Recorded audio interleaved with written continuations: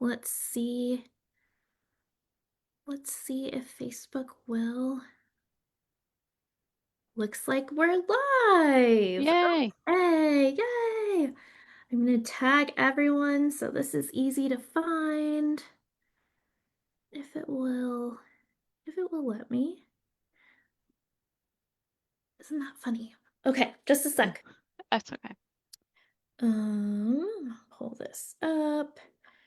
We will give people just a sec to find us. Here we go. Okay. We are live talking all things yoga and intensives. Yay! There we go. Awesome. Okay. Now we're cooking. Here we go. Yay.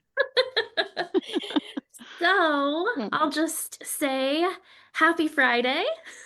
Yay. Happy And Friday. yes, welcome to our talk about yoga and therapy intensives. I am super excited about this topic and super excited for you to be here, Thank you. Chris. So thank you. Yay. I'm so excited to be here. And I will pull a plug for you because I thank you for getting me started with intensive. So I took your coaching and that really helped give me the foundation to kind of jump in there and get rolling. So much Amazing. thanks. Yes. Amazing. I love it. Let me Yes. see if anyone is here. Give us a like so we know that this exists in the world outside of our Zoom room. And let us know where you're logging in from. I know there was folks excited about Yeah. talking about this I love topic of that. yoga. hmm So, And we have oh, I crossover from my Bringing Yoga in the Therapy Room Facebook group. I know I have one of my people's came over here too. yes. Yes. Can you hear my dog barking? No. Okay, Zoom like filters it out. Yes. Um, Perfect. Well, hello, hello. I can see some eyeballs. Before we jump into the conversation, could you tell us a little bit about yourself and the work that you do? Yeah. So I'm a licensed therapist and yogi. So I have 200 hours RYT, but I have almost 500 hours training. I added it up one day. So I was like, oh, damn, I do have a lot of training. Um, and I am a yogi personally. I do yoga every day, but also professionally. So I bring it into my therapy room for my private practice, also with my therapy intensives.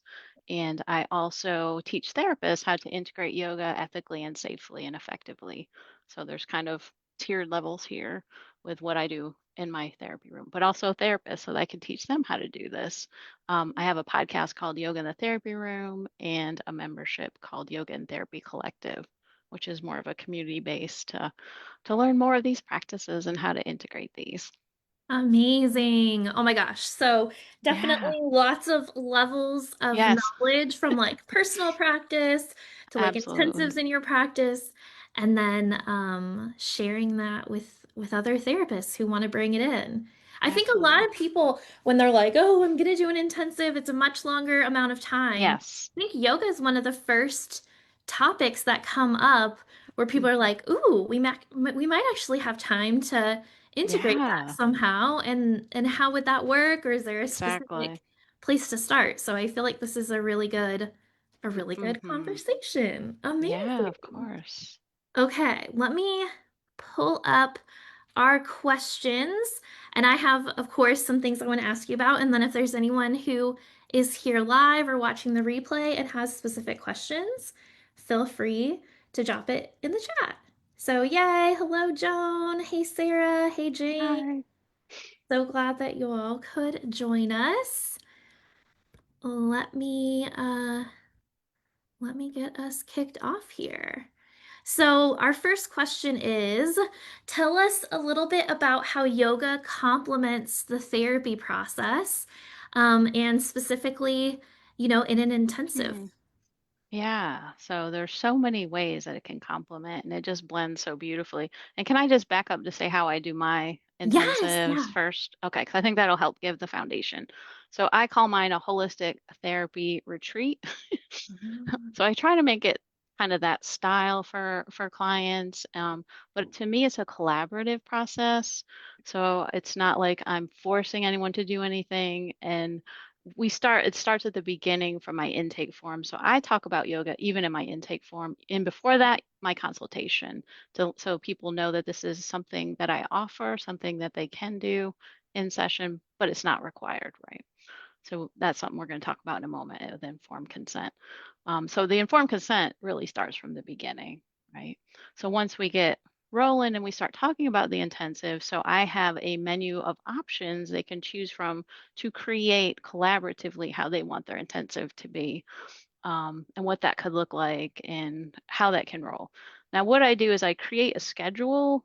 And I talk to them about this as well, of what this could look like, of when to bring yoga, how it could be, um, but I let them know it's structured, but it's unstructured, if that makes sense. Yes, So we can definitely. flow this way, but then we can also pause. As you know, we have more time. It's a beautiful thing with an intensive because we have more time to process and stop and let's notice. And maybe this would be good in this moment.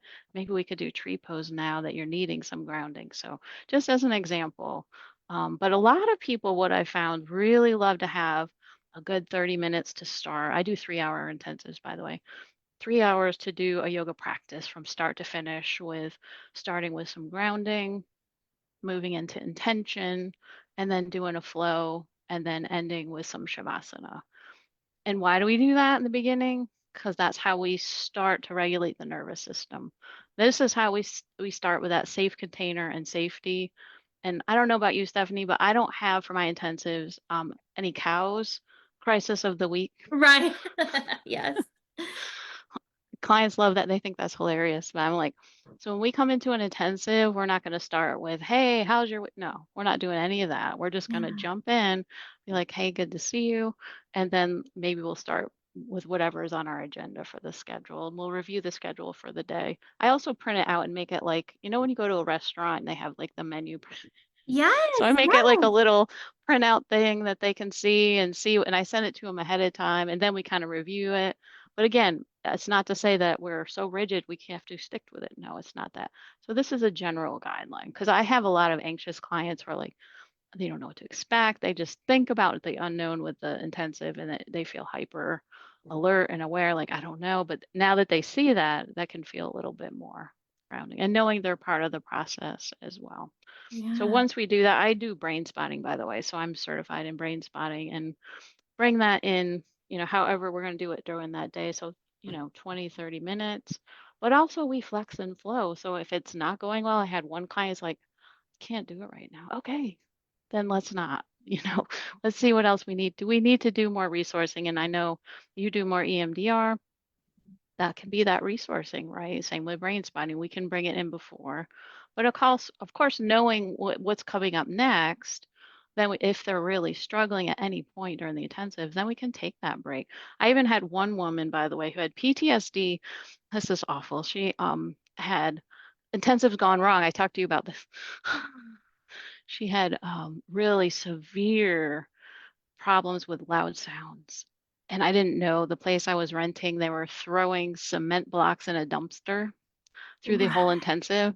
She was so triggered. I didn't know what to do. I was like panic. I'm like, I'm calm in front of her, but I'm like inside, I'm like, ah. So what I did, I brought her outside. So then we went into the little woods area and did some breathing, some movement, just watched the water, did the grounding, did it all outside. So I guess that's the other piece with intensives too. Can we, bring them to other spaces as we need to? Because we Yes. never know what's going to happen, right? And things Yes. can go wrong. I've had a couple that have had some incidents like that too. So we got to, Right. I think just knowing with yoga too, we can be flexible. That's the beautiful part, but we got to really just kind of go with the flow as well. But have some structure, little foundation is okay, but not be Yeah. too rigid because I think that can feel uncomfortable for clients too. So, Right, right. And I feel like it's yeah. most powerful when it's like responding to whatever is coming up in that particular moment. Like that was such a great example if someone's really needing grounding, like let's move your Yeah. body into the tree pose and like feel what it Yes. feels like to be grounded and like And it's supported by the meeting earth. them where they're at, right? Yeah. Is important. I had a client yesterday who was just, this is how she is. I mean, we're on telehealth. I can't see her whole body. She's like, her hands were like this. And, Oh, so we did, I'm trained in grief yoga too. If you haven't heard of that, that's another modality. So, I just had her stand up and, we do some somatic shaking, get it out a little bit. And then I was like, you know what? Let's lean into that where she is. She was here. So I was like, can you bring your shoulder? Can we make it more? And then we can inhale and can we release it out right behind us? So we did some movements, just kind of going through the motion of moving through it. And she's like, this is the first time I haven't felt my hands tense. And I can't tell you. So oh stuff like that to kind wow. of how can we meet them somatically, right? So regulating the Right. nervous system, I think, is just the game changer for these Hmm. intensives to keep them because it is a lot of heavy stuff. Hmm. So how can we find that grounding with them and be Hmm. able to help them find that internal safety, I think is really important. Yeah.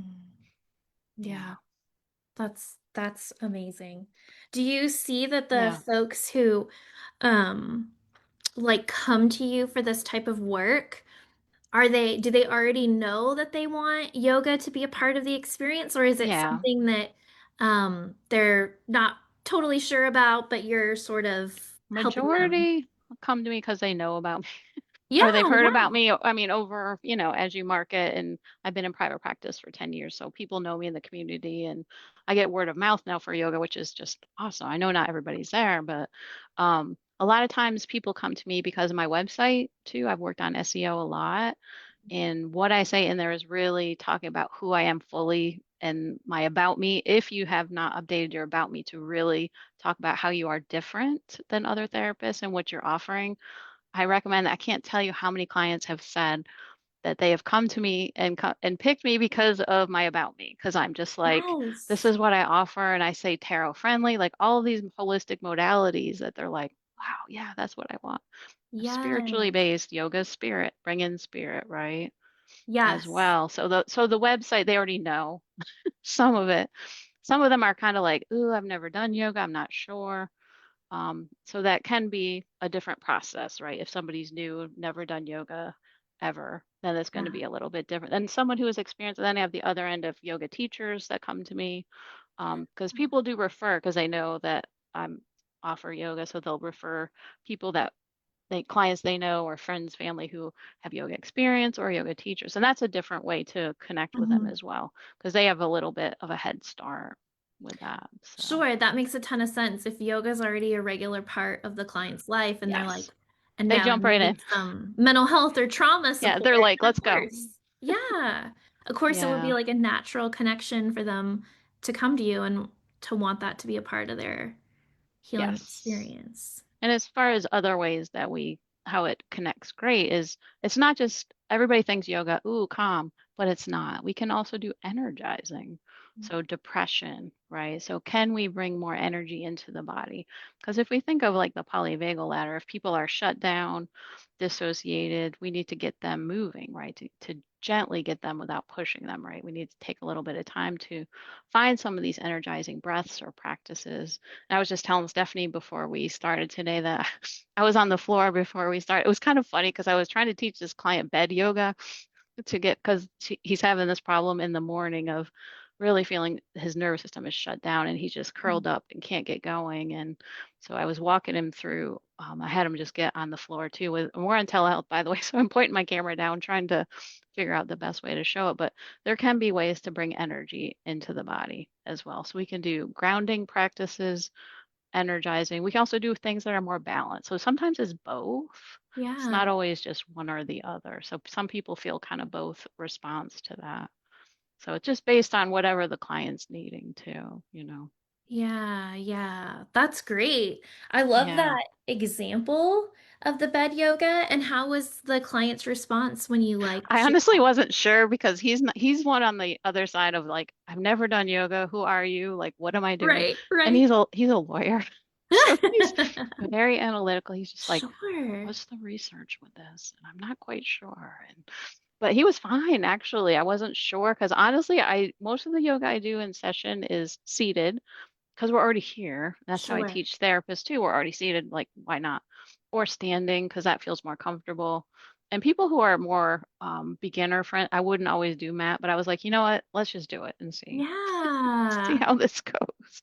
Well, isn't it Yeah. so true that the people, and I'll say this is me too, like we spend a lot of time in our heads, Yeah. then Up gosh, we here. so need Absolutely. a practical way to get into the Yes, body as a well. lot of people live from the neck up, right? So we need to get them to drop in. And that's yoga is the perfect complement. No matter if you're doing EMDR, brain spotting, couples, I think couples could be beautiful too. Do some partner yoga. I have a friend who had done that before, and it was just so powerful to bring that into intensives, Yeah, yeah, definitely. Oh my Amazing gosh. stuff. Okay, I'm I looking. got Stephanie excited now. I know, I'm like, ooh, let's Let's do some go. yoga right now. Um, Tell us if people, if this is you're Yeah. resonating, put it in the chat so we can hear if you're having questions. Um, let's see. I'm just gonna take us through our questions and see where it Okay. takes us. Um, and we'll see if this is a good fit for this moment. I'll be flexible too. We don't need to be rigid on this. So, we were talking about some therapists practice yoga personally, Yes. but they hesitate to bring it into the therapy room because Right. maybe they're like, I'm not a trained yoga Sure. instructor, or, Hmm. maybe their perception of therapy is that like yoga is I'm not not a in yoga that same teacher. box. Yeah, Yeah. yeah.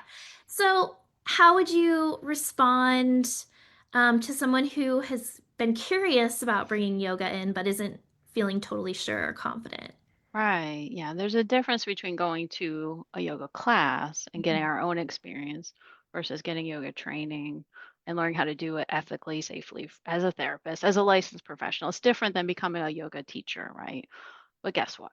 Everybody can bring yoga in their therapy room, but we have to do it based on like our own competence. So if when we think of a scope of practice, by the way, it is in your scope of practice, period.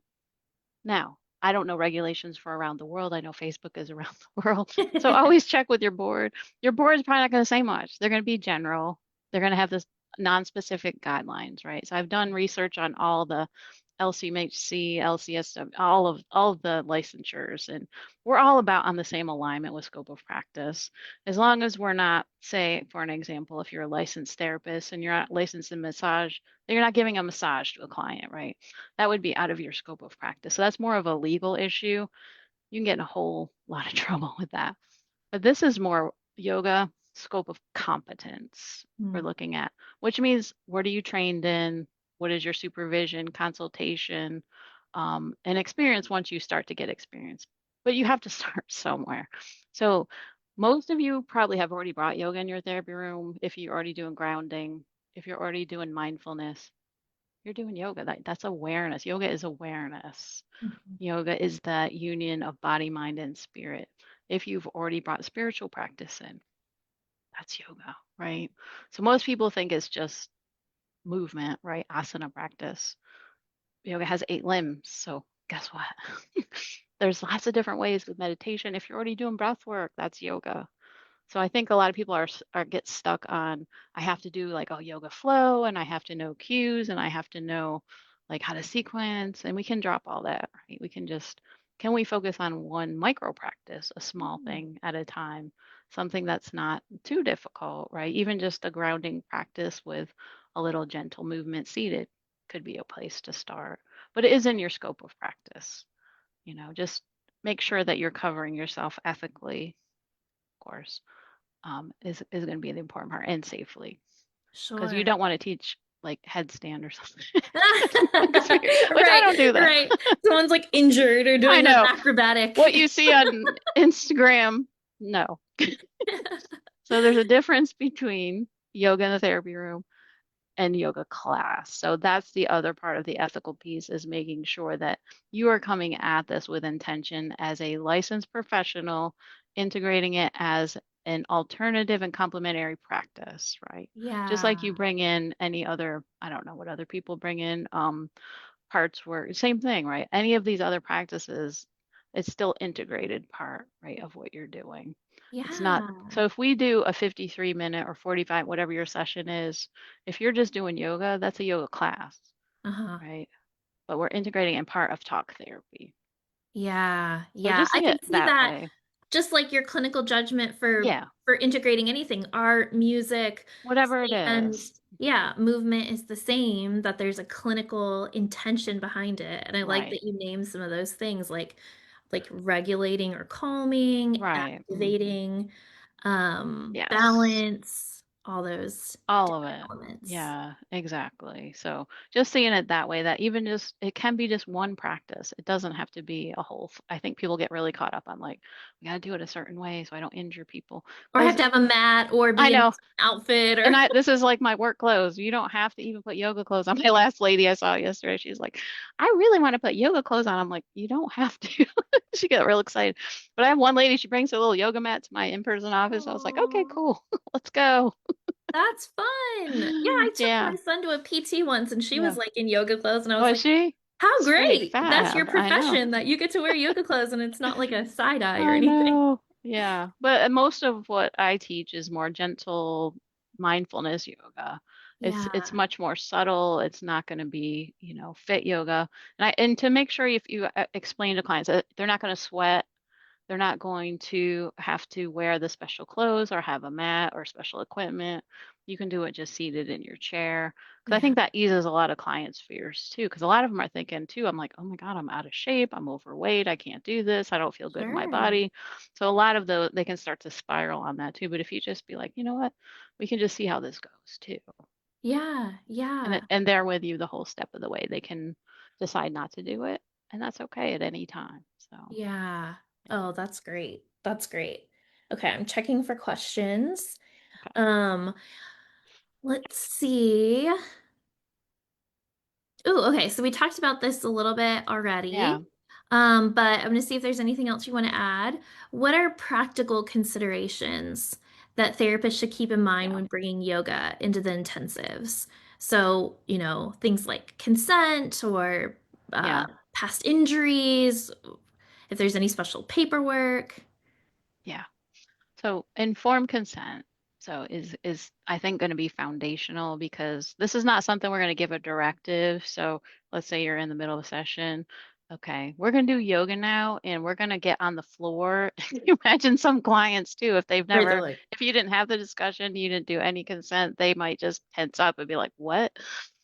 And I think just to backtrack too, I think a lot of therapists get stuck with trying to bring this into sessions too, because clients aren't coming to us typically for yoga. If you go to a yoga class, they're going to you for yoga. So I think that's why it's like clients are coming to us for talk therapy and they're have these other expectations. And then all of a sudden you're like, hey, I offer yoga.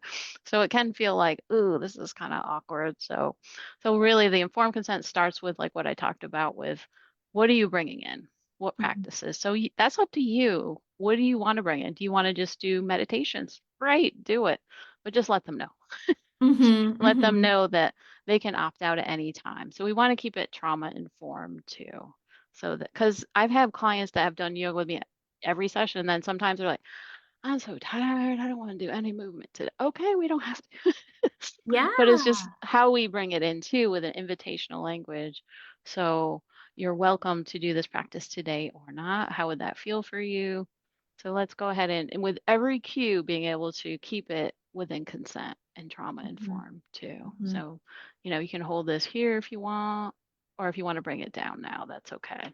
So really pacing it so that it feels safe for them in Yeah. the moment. But informed consent, when I say that, it's not just writing, it's not the 20-page documents you give that they're not reading, that you make sure you talk about it. Like I said, if you have consultation to talk with them in your paperwork, but then on the first session, and then every single time you bring yoga in your therapy room, get verbal consent Yeah. every single time. Okay. Yeah. Because some days clients are not going to be feeling it, right? And they might need something else. So Yeah. we have to be client centered in what everything that we do Could and you tell us, intentional. Yeah. could you tell us Yeah. maybe how in the consult you sort of share about why you choose to use yoga and the benefit of it? Yeah.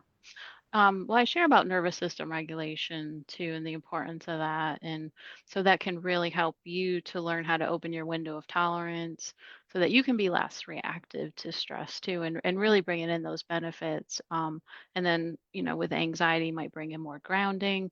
But also, the other part of this is that I teach them that they will learn these skills at home so that Mhm. they can practice at home if they want.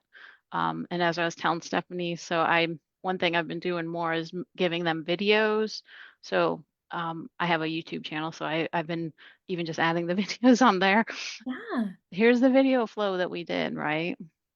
So Yeah. it helps them to have it. Because the problem is if I do a short flow with something, I'm not gonna remember. Right, I don't always right. remember after doing something. If you teach them one thing, maybe, but then I send them an email and say, okay, here's the list of the names, and I'll give them the names as we go through them too, so they can remember that. Like one guy we did just some windshield wipers and on the floor and holding knees to chest, and so that they can have it in different learning styles too. Um, I was a school counselor too, so I'm all about education and learning and learning Yes. styles. No, So that's excellent yeah, because I think the first step is like just the courage to try yeah, it and to notice, oh gosh, I did feel, exactly. like you said, I did feel my fists unclench, or I did feel like Right. a lightness. And then Exactly. they have the I love they have the video or the handout like later Right. if they want to try it at home. Yeah. So I give homework. To me, that's an important part of therapy, and I know not everybody does, but especially with yoga, because once I've had clients that do this on an ongoing basis, that causes neurobiological changes in their brain. They're rewiring their brain. And I can't even tell you how many people have left therapy, which is bad for my job, but it's good for them. And I just had a client leave that she was one that did one of my intensive, or she did one or two. And oh my gosh, she made so much. She's like, I made more progress with you in 8 months than I did with any of my other therapists for years. Because Wow. we bring more of the body in, and Yeah. that's what clients are needing, right? It's just, ah. Anyway, the informed consent is written, so we have to make sure we also do it when we are in the session as well. Each and every Hmm. time is going to be Hmm. important. And I was trying to remember what other questions you had. You had multiple questions. Mm, What was it? yeah, about consent, about if you Consent, have like injuries injuries. So or yeah, asking part of that too is asking. So before we start, the first time you see someone to say, let me know, is there any injuries, surgeries, pregnancy, all those things, anything that I should know about before you do any movement today. And if they tell you, so, if there's anything that doesn't feel right, listen to your body. Just know you can stop at any time. I can give variations, if there's something that doesn't feel right. And I say variations, not modifications, because hmm. variations feels a little bit more palatable for people. Modifications feels like something's wrong and I can't do the pose. Sure, So yeah. letting them know the language, right? So the language is very invitational language. And that's informed consent. So they know that this is invitational. I don't have to do this, right? If I Right, don't want. right. If it feels in alignment today, would you want to do some breath work? Right, as an example. And if Yeah. it doesn't, then what would be helpful today, right? So getting them to trust themselves, especially with trauma, because their autonomy was taken away with trauma. So Hmm. this can help empower themselves to give them that power back as well, Hmm. so that they can feel that they are in charge here, right? This is all about their practice too. And we're not just bringing in any random practice because we like it as a therapist. Ooh, that felt good last night in my yoga class.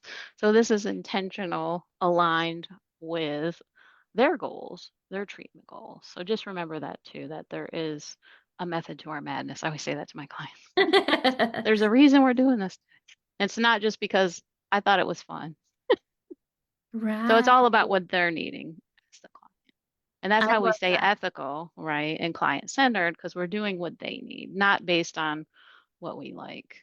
Because that's just not what we're about as therapists.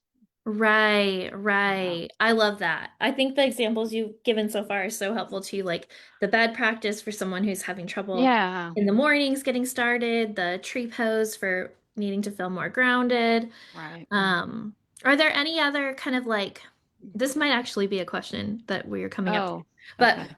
my thought is there any other like fairly common, Hmm. commonly known yoga poses or flows, positions? So many accessories. That you're like, oh, that's really Yeah. easy for someone who's just starting out. If you have like a Yeah. fairly basic, knowledge or Absolutely. experience with yoga, you could consider using this pose when this type of situation arises. Yeah. Well, I think one of the most basic ones, if everybody puts their arms out to the side, if Yeah. you want to try it. Yeah. So just doing sun. I think this is the most basic. Now make sure you got room on your sides that you're not banging into anything. And safety for you too. So when you're ready, inhale, bring Yeah. arms up. So you can look up if you want. And then exhale, palms towards the earth. Just bring. So this can be a good grounding pose to start a session. Yeah. Or if somebody's getting activated, let's just take a moment and just connect to our bodies, inhaling, exhale. You can also bring in visual imagery. Imagine white light coming in as your arms come up. Exhale, release stress energy as your arms come down. So that's just an example, but Yeah. Yeah. yeah. It's funny, even just like stopping to put the attention to the movement. Yeah, isn't it? You notice, right? Yeah. Hopefully people watching notice too. Yeah, for sure. Yeah.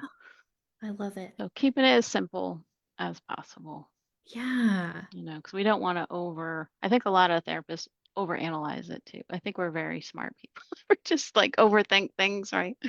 At times. So let's just simple it. Let's bring it simple, effective practice. Yeah. Yeah. And look how much that just slowed us down, like in a good way, Yeah. Yeah. Do and you bringing notice it peace inside, in. right? To check inside yourself. What do you notice as the therapist, right? Yeah. So it's intentional. Ooh, I love that. So often I think like, oh, okay, at the start or the end, we're gonna do 20 minutes of yoga. Mm, But just as you're talking, I'm like, yeah. you can even just pause throughout and do Yes. a pose or something, Yeah, it doesn't always have to be 30 minutes. Yeah. right? To just like keep us in the moment or keep us wherever we are in the window of We call tolerance. it, yeah, the sacred pause, right? Yeah, Is really yeah. powerful and teaching clients. And I do that in sessions too, and intensives too. If, clients, I was like, let's just stop for a moment. I'm just trying to reflect on what you said. So if they say something that's like, whoa, wait, mic drop moment, right? Like, oh, they have some big insight. Let's pause and notice what's coming up in the body. Where do you notice it in the body? Do you feel sensation? What would it feel like to even to place your hand on that space? Let's Hmm. breathe into that space. So you can kind of layer it a little step at a time with that too, just with that. That's bringing a lot of the somatic practice in. Yeah. Yeah, Which can yeah. be really powerful too. Definitely. Definitely. It Yeah. all it all ties Especially together. the analytical folks, Yes. Oh my because they gosh. don't do that. Right, exactly. Like Hmm. that's a huge shift. We Yes. have a question for the informed consent. Do you have a list of possible practices that you can do with them? So you're covered even though you don't do all the practices? That list would be too long. Sorry. Right, right. Oh, I'm like, oh God. No, I think if you have them in general categories, so if it's going to be asana, you don't even have to call it that. You can say embodied movement practice or mindful movement practice, Yeah. um, you know, gentle yoga practice, whatever you want to call it. I think that covers it.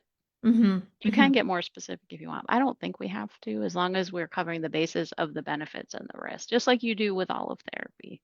That we need to Yeah. make sure to say there is a potential for injury, right? That can Right, happen. And I right. think you had that question about liability waiver.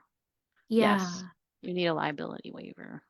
Yeah. To, so you need to cover yourself with this too. So making Hmm. sure to have that signed as well so you Hmm. don't get sued. Right. You're like, usually people are injured in Yeah. gentle yoga, but Yeah. it's important to Yeah, just keep I mean yourself this covered. is more gentle practice. So, I mean, we're not unless you I mean, unless there are some therapists watching who are more trained in vinyasa, stronger flows and I don't know if you want to bring that in your therapy room, Right. I but guess it just depends on what you're working on. yeah, that's true. Because I mean, you can bring it, and the other piece too is that it's integrated with counseling theory. So I come from a polyvagal lens, so we need to be thinking about that as well in order to cover ourselves, right? Yeah. And also, you can also bring it in with DBT, CBT, all the acronyms, right? With IFS, there's so much more yoga practices with ACT, and that's what I've done my research. Like, oh my gosh, there's you can integrate yoga with everything. Wow. Yeah, DBT too, Powerful. you can do more of distress tolerance is a perfect example to be able to hold a pose and let's stay there and Right. breathe. And it's going to be uncomfortable, right? But breathe Yeah. and Yeah. notice. So we're trying to push them gently at the edges of their window of tolerance. And that's the beautiful thing with yoga is we can push at the edge, right? To help Right. hopefully gradually help them open that and then Yeah. process the experience after, right? Yes. Yes. I love that. How it connects to those like counseling Yeah. theories, and then they get the somatic or like felt experience of what's happening Right. emotionally too. And then also bringing in safety too. So what are some Mhm. safety poses like child's pose or, those other grounding poses, just sometimes being seated and even just hugging yourself, right? Sitting here like this can be helpful too, Mhm. just kind Mhm. of whatever and just kind of model some of that for them Mhm. too, to bring that safety in. Yeah. Love it. So, so good. Ooh, yeah. Teresa said it's great with kids too. Yeah. Oh gosh, yeah, for sure. Now teenagers, that can Maybe if they're like, let me get my that can be yoga on. But challenging. I'm thinking of, active, squirrely little grade schoolers Yeah, kids with big are feelings. they can do that. Yeah, they're pretty Yeah. good with that. I worked in elementary school, I worked in middle school, I worked in high school, I worked all ages. Yeah. But yeah, I mean, kids of all ages can do it. But I think teenagers have been more breath work practice. They're more open to. Um, Sometimes you bring movement and they're just like, what am I doing this for? They roll their eyes, but Sure. it can be a little more challenging. Yeah. Yeah. Ooh, okay. I'm loving it. Let me see So did we where answer we all those? are. You have such like a calm presence. Yeah. I feel like we could chat through it. Okay, so ooh, this is interesting. Many clients come into intensives feeling Mm, overwhelmed or disconnected from their bodies. What kinds of yoga practices mm, are supportive to help clients ground, regulate, or yeah. let's maybe we'll say like arrive to the intensive. Yeah. So I think grounding practices. I usually start now that I think of it too, every intensive, you should start with some grounding too and arriving in there, just noticing, doing a body scan. But even just noticing what is around, especially because sometimes I rent space in different rooms that are not my own, and we're both like, okay, we haven't been here before. Let's arrive here, and just turning your head to the right, just noticing what colors you see, what shapes do you see, and just noticing that orienting response, right? And just looking all around. Now, the orienting response, from what I've learned too, is looking behind you. It's not Mhm. just side to side. Mhm. What do you see behind you? What objects? Also, can you look for the resourced objects? Is Mm. there anything that brings a little like, oh, I feel calmer looking at that? Mhm. In brain spotting, we do resource spots with our visual fields, but we can sometimes I've had people even find like a picture at home of like their partner and them, and they use that as their resource spot. So, resource can be visual objects or scenes of water or whatever it is, a flower, something they see, and just notice that too. So, almost bring in the resource externally too Sure, before we bring sure. it internally. So just asking them Yeah. to notice something that when your eye Yeah. on it, you Yeah. feel If your like eye stops there, calm just, or a yeah. smile. Hmm. Yeah, and then we can go to a resource spot in the body. So where do you notice more calm, more grounded energy? And if they're not sure, as some people who are dissociated from parts of their body, then we can kind of start. What about in your feet? What do you notice? And kind of go up through the legs, or, just little bit by bit through the body and see Oh, what yeah. usually they'll find something too. Yeah. Oh, I love that. I love that Yeah. variation. Like if a full body scan is a little bit overwhelming Yes. to go bit by bit. Yeah, yeah. And some people, I had one client come in, she's like, I can't do a body scan. I go, what if we just did an upper body? Would that be okay? She Oh, was okay. So breaking it down too, right? Or can we just notice our hands, right? What do you yeah. notice? Can you notice each finger and then go through each finger? So sometimes just getting a little more detailed too with Mhm. smaller parts that they can bite of can bring that safety. I also bring a lot of self-soothing practices in vagus nerve toning, Mhm. or just self-touch if they're comfortable with that to help bring them in their bodies. And I mentioned just crossing, hands across shoulders. You can also slide your hands down towards the elbows Mhm. and come back up and slide down. So this helps turn on that parasympathetic activation, brings calm, soothing energy, can help you feel a lot more relaxed. Mhm. And Mhm. just watching your voice too.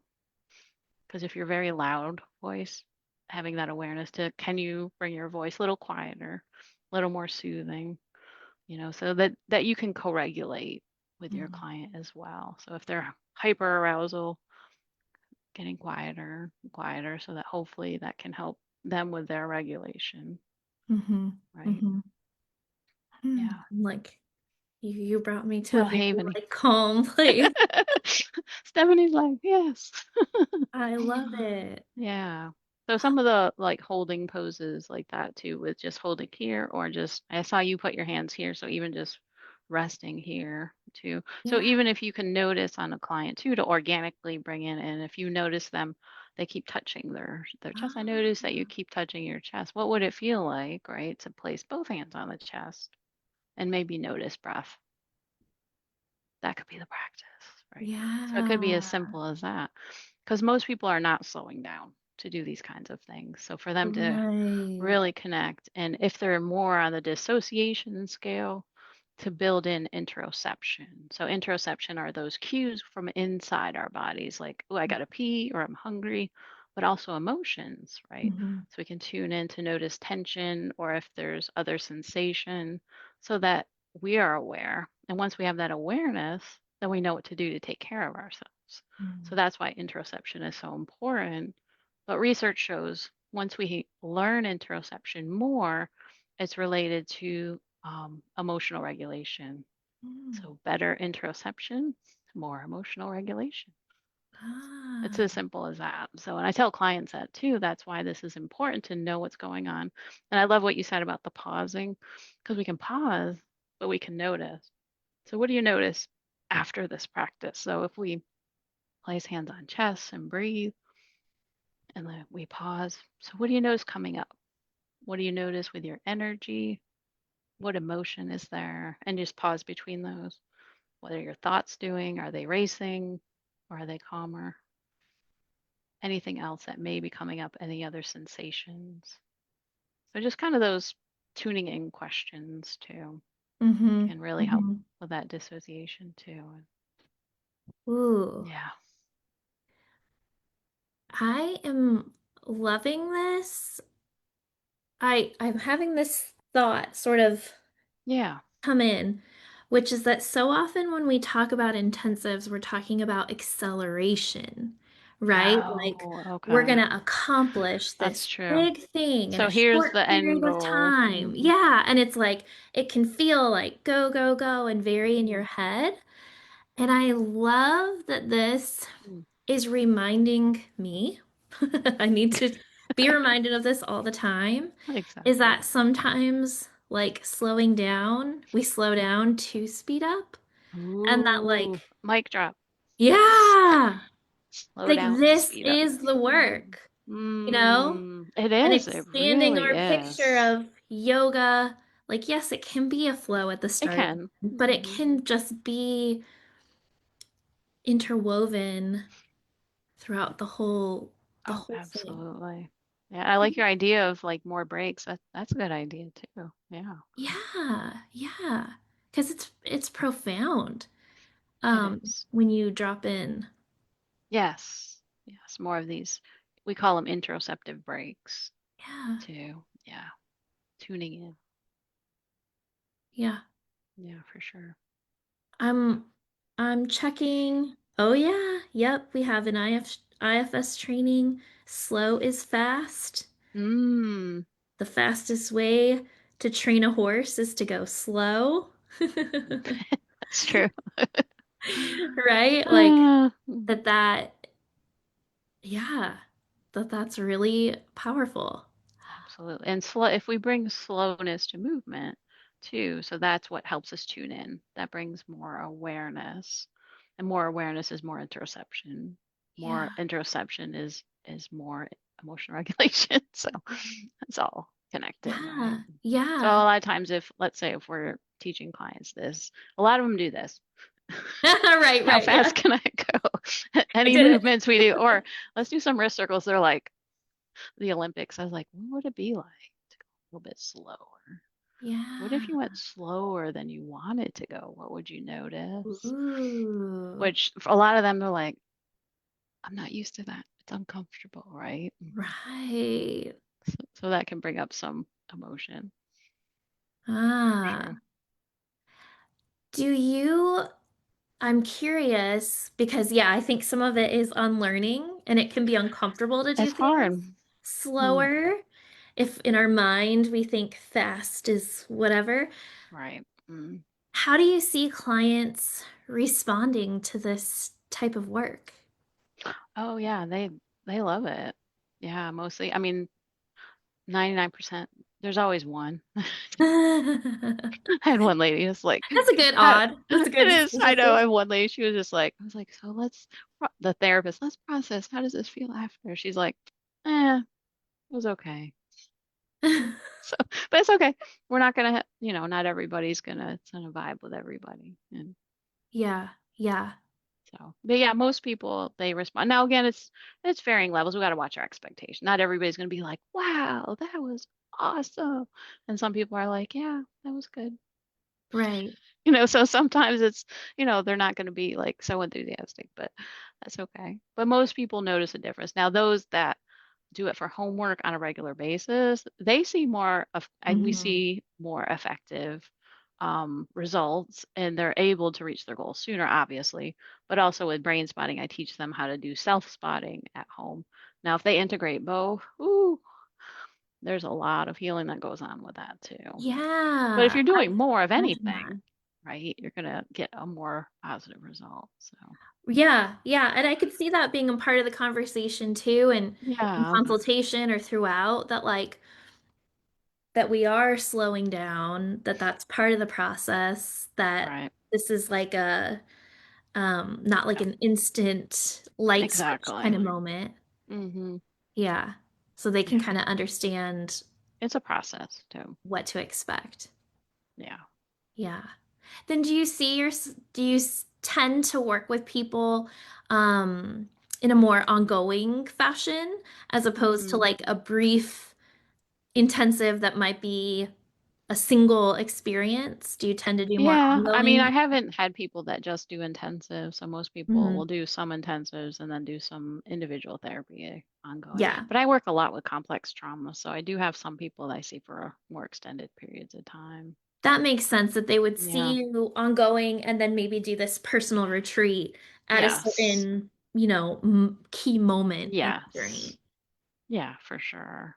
But some people have so many, as you know, so many issues and so many things that we're both trying, we can't even get through. I think those are people are the best for intensives when you just feel Yeah. like, oh my gosh, there's so much, I don't even know where do we go each time because how do we even zone in? Those are people are great to be able to work through. And Yeah. especially those that don't have a lot of the coping skills. And I find most people that come to me too, they want the tools. They've gone to therapists who just nod and smile and and they don't want that, right? Some Yeah. people want to just have someone they could just talk to like that, but they want to be able to have, okay, what can I do to help myself to build up inner resilience? And that's what yoga does, right? We build that inner resilience with these tools, and it Right. becomes part of your lifestyle of who you are. And that's, I bring yoga wherever I go.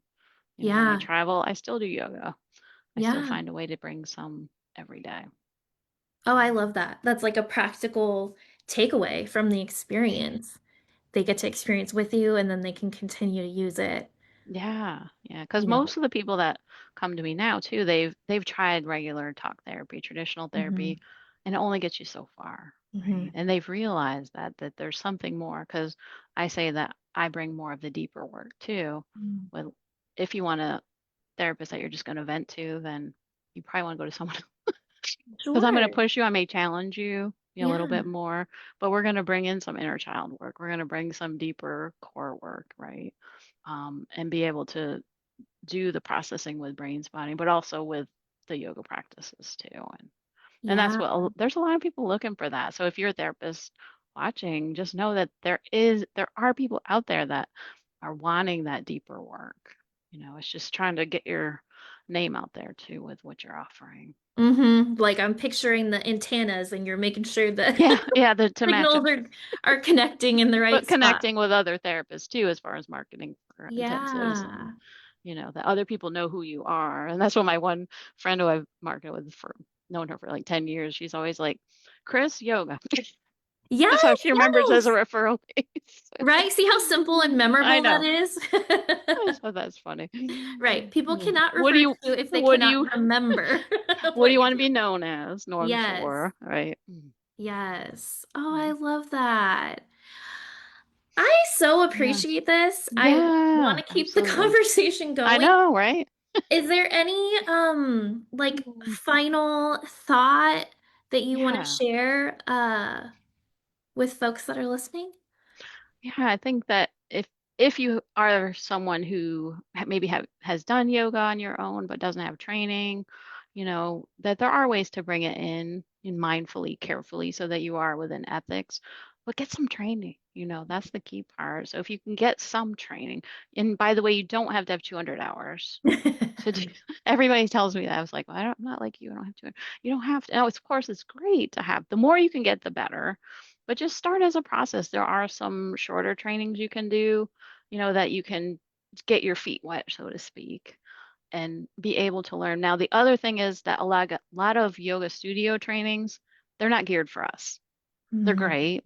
They uh-huh. might provide a good baseline, like the training I took subtle yoga, but she wasn't a therapist, but she taught more how to teach a class, which I never really wanted to do, and how to do Sure. groups, which is fine, which I don't really do groups anymore, so it didn't really help me. So that's the thing, is try to find the trainings that of how you can integrate ethically and safely in sessions. So Yes. Oh my gosh. specifics, So now yes, I have to ask if people want to consult with you, if they want to learn absolutely. with you, how can they get connected? And do you have any trainings coming I up? do. Woo Stephanie, thanks for asking. woo. Yes, of I'm course. like, Well, I I want do. to do it. I know. I do have a digital yoga basics course, which is 12 hours, which kind of gets your feet wet and talks about all the ethics, safety, all of those things, the paperwork, and you get a consultation with that with me as well. Because there is a lot to this. There's a lot of layers. It's more than other modalities. I also have my podcast, if you want something free, Yoga in the Therapy Room. It's every podcast players out there. If you want to join the Facebook group, Bringing Yoga in the Therapy Room, that's also an option. And I have a training if you want to learn how to bring yoga in your therapy intensive. So that's coming up November 10th from 5 to 6:30. She snapped. Um, and what was the other thing I was going to say? My yoga and therapy collective just started. That's a membership for therapists who have some training that want to get that support. And we do case consultations from a yogic perspective, as well as I have a video library and some trainings in there as well, so that you can build your competence and confidence Oh with my integrating gosh. yoga. Yay. How fun. Yeah. Do you want me can I put any links in like this Yes, in your group or yes, something? please Because yeah. do. Okay. So that would probably be easiest, I'm thinking. So Oh my gosh. Thank you yay. for being here and thank Thanks you for for the having me. work that you're And I'm doing. glad This we is, can collaborate, Stephanie, because I know so many want to bring yoga in their intensives, right? It's yes. going to be something. I think it up levels the whole experience, I right? think so too. It I think so really too. does. Keeps us in the moment and allows that like deep work to unfold. Yes. So, Just thank do it. you. Right. Thank you so much. Yes. Amazing. Thank you. I appreciate you. we're entering into it's Friday afternoon for me, so a very peaceful and gentle way to head into the Yay. weekend. Awesome. And I'll just give a little shout out. If you're wanting to bring intensives into your practice, all the templates in the Intensive Design Lab store are on sale starting today. Yay. Woo And they're woo. so helpful. I've used them. Oh, thank you. Yeah, Chris is a Launch Guide alumni. Probably helped create some of the templates This is true. with Mhm. feedback from therapists who are doing it and bringing intensives into their practice. So, thank you so much. Thank And you. I wish you well. You too. Take care. Thank you. Bye. Yay. Bye. Have a good one. See ya.